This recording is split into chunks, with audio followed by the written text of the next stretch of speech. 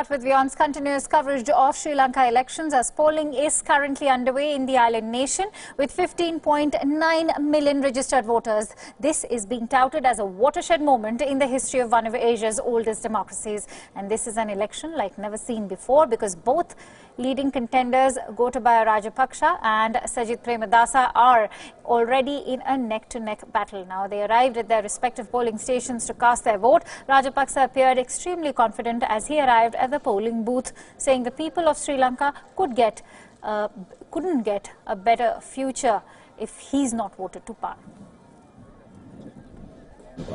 Sir, do you feel confident, sir? Yes. Very confident, very confident.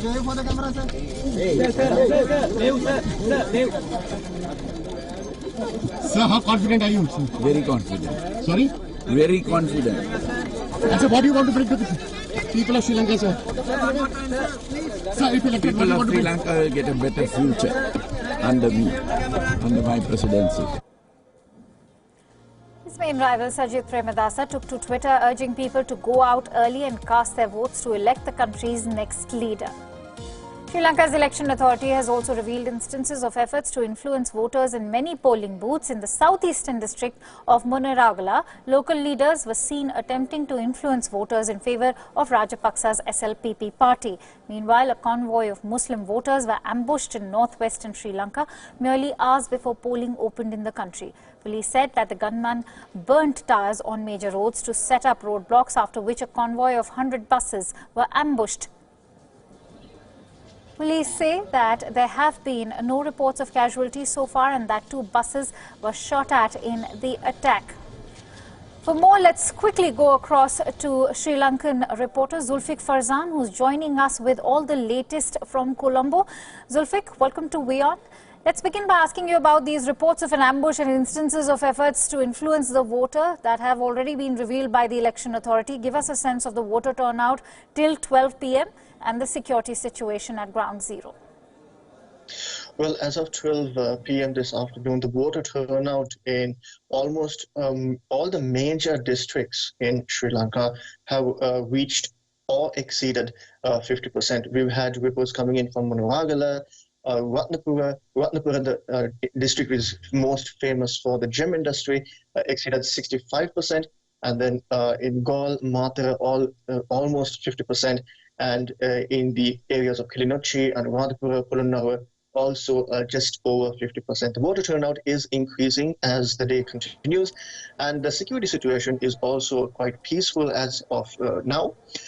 Sri Lanka police have confirmed that they have deployed more than 61,000 police officers across the island for security purposes, and they will be joined by the police special task force when the counting begins after 5 p.m. All right, so an increasing voter turnout and adequate security arrangement clearly over there, as pointed by you. Now, it's a make or break election for Sri Lanka. What are the issues at stake, considering the polls are happening after last year's constitutional crisis and this year's Easter bombings?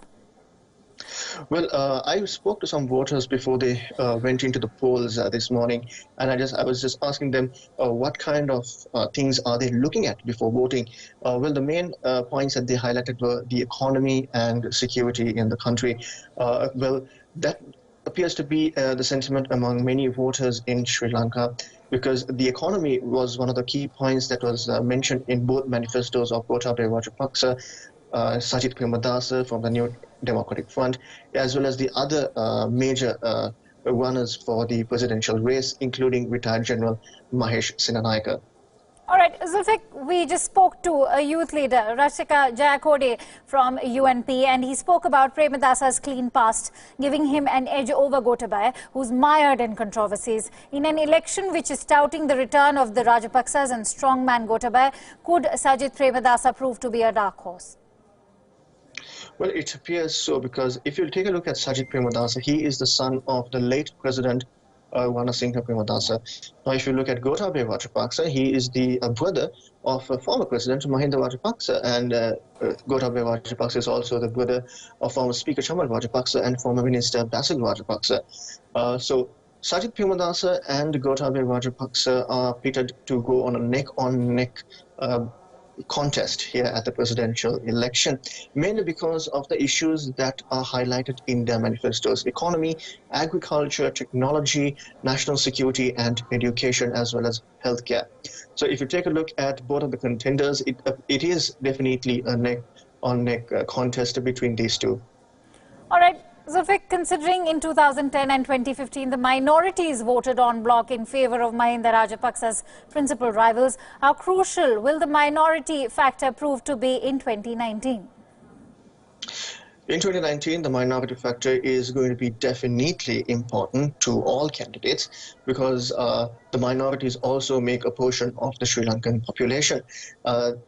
Just as we saw in 2015, how Mahinda Rajapaksa was defeated by incumbent President Maithripala Sirisena with minority votes as well. This time around, the minority votes will play a key role in deciding who will be Sri Lanka's next president. All right, Zulfiq, before I let you go, let's talk about the foreign policy, be Sri Lanka's ties with India, China, or even Australia, which is one of the most recent participants in Sri Lanka. How pivotal will be foreign policy for the upcoming government? Well, before I speak on foreign policy, I just was updated by my news team saying that the voter turnout at Kandy, the hill capital, exceeds 70% as of this moment. That's phenomenal. So that's just confirmation coming from my news team right now. Speaking on the foreign policy, both sides have commented on foreign policy. However, we heard Sajith Premadasa saying that he would not he would not sign any agreement which is detrimental to the sovereignty of Sri Lanka. Gotabaya Rajapaksa also echoed similar sentiments during his campaign of 6 weeks. So both sides are clearly more focused on their foreign policy. However, it will be interesting to see what kind of approach they would have after the results are released. All right. The developments should pan out soon. By Monday, I'm sure we'll have a clearer picture. But for now, we will keep coming back to you for more developments and those latest updates that you've been constantly delivering to us since morning. Thank you so much for bringing us all the latest, Zulfiq.